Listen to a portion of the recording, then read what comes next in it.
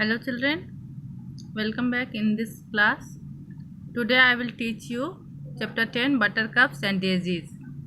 This poem is written by Mary Hoyt. In this poem, Mary wants to say how buttercups and daisies stand firmly in all weather. Okay, also Mary compare buttercups and daisies with human beings and poor children. Like human beings, in the life of human beings there is many problems, but human beings overcome from all problems, solve their problems and live their life happily. And buttercups and daisies also stand firmly in all weather, opposite weather, that sunny days and frozen climate, but these flowers stand very much firmly, okay, to passes all the weather. Start the poem now. Buttercups and daisies, oh the pretty flowers, coming at the springtime to tell of sunny hours, while the trees are leafless, while the fields are bare, buttercups and daisies spring up here and there. Okay, buttercups and daisies.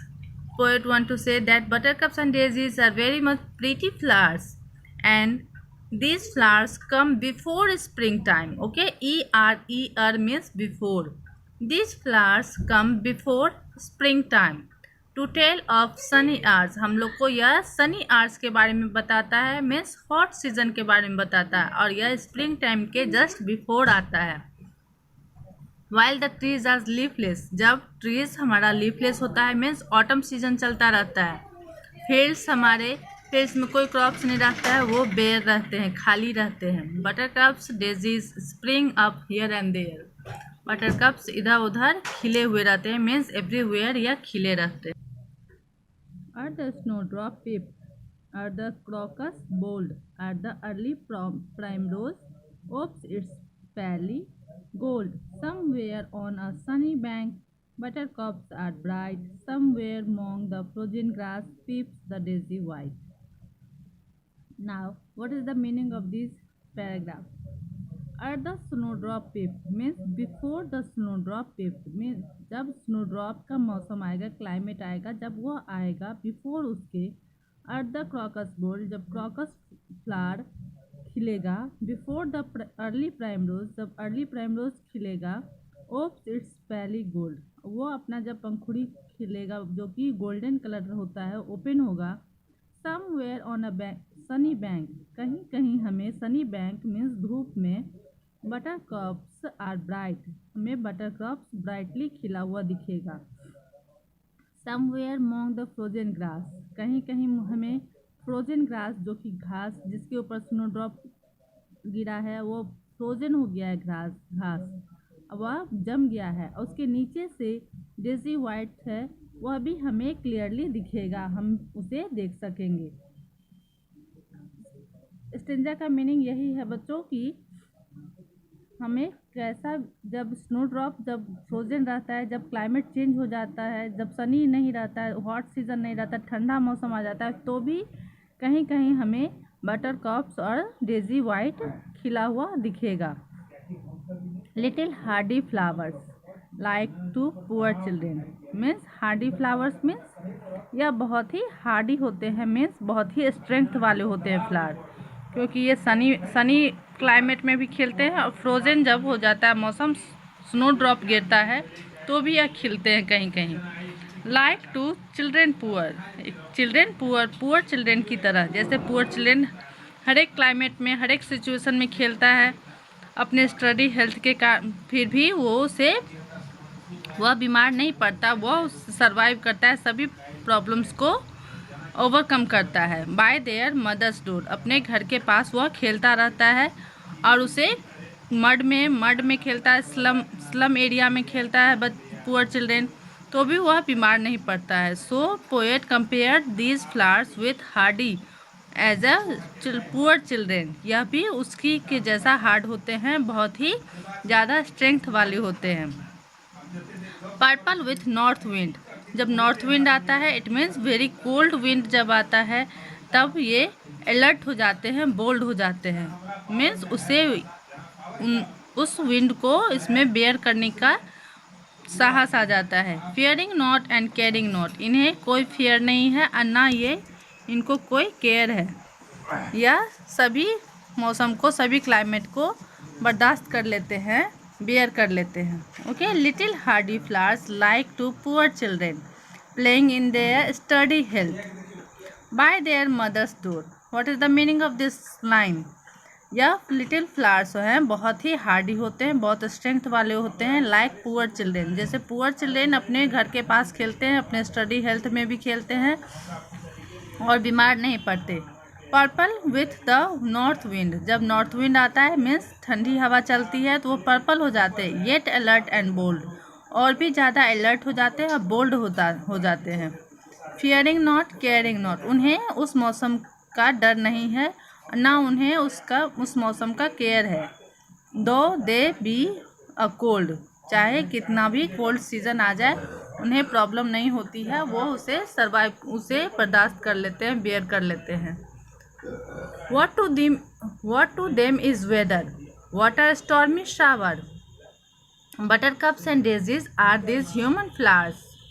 Now again in this stanza children, Mary Hoyt compare flowers with human beings. वो बोल रहा है कि इनके लिए weather कुछ भी नहीं, इनके लिए स्टॉर्मी शावर मीन्स आंधी तूफान भी इनके लिए कुछ नहीं है।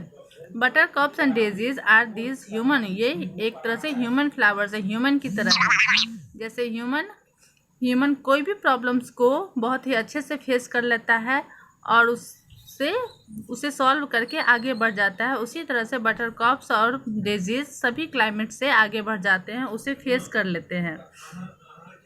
He who gave them hardship and a life of care, human की तरह इनमें भी हार्डशिप होती है, मीन्स कोई भी प्रॉब्लम सॉल्व करने की शक्ति होती है, और इनका भी जो लाइफ है बटरकप्स और डेजीज का फुल ऑफ प्रॉब्लम्स है। बहुत ही सारे वेदर्स, अपोजिट वेदर्स रहते हैं जो इन्हें फेस करना पड़ता है। Gave them likewise hardy strength and patience her to bear, इनको भी बहुत ही हार्डी स्ट्रेंथ होता है और पेशेंस रखना पड़ता है सब कुछ बियर करने का, सब कुछ बर्दाश्त करने का। Welcome yellow buttercups, welcome daisies white, now poet welcome these two flowers that they faces all situation, all bad situation. ये are in my spirit, means ये जो है उनका स्पिरिट है, मीन्स उनकी शक्ति है। वो बटर कप्स और डेजीज को अपनी शक्ति बताता है।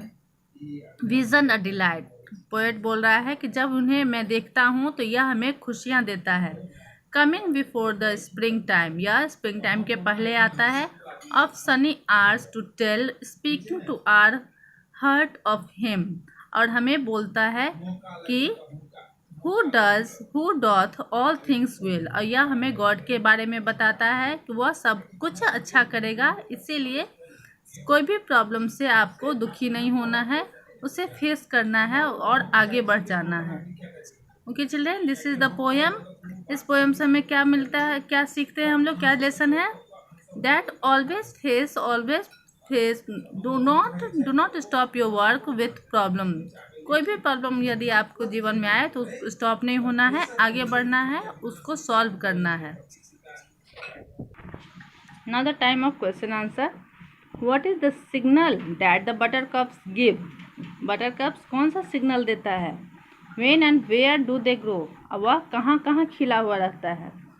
ओके, क्या सिग्नल देता है चिल्ड्रन ये? Buttercups and daisies flowers come before the spring time, buttercups और डेजीज फ्लावर है स्प्रिंग टाइम के पहले आता है, इसलिए यह क्या सिग्नल देता है? So it gives signal about the season of spring. They grow everywhere when the fields are bare and trees are leafless. Okay, again I am reading it. Buttercups and daisies flowers come before the spring time, so it gives signal about the season of spring. They grow everywhere when the fields are bare and trees are leafless. Now second question children. Second question is, why are buttercups and daisies called the human flowers? उसको human flowers क्यों बोला गया है?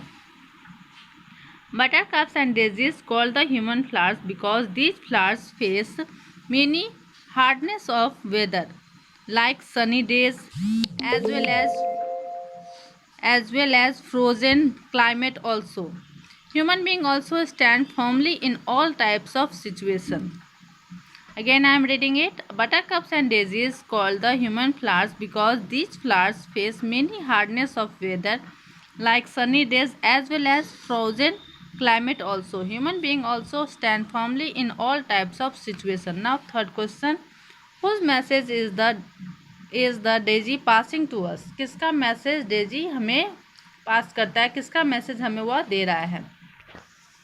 Daisy passing the message of the God who does all things well. Daisy passing the message of the God who does all things well. Now this chapter ends. In next class I will do next chapter. This is 11, Arachne the Spider Maiden. Okay children, bye.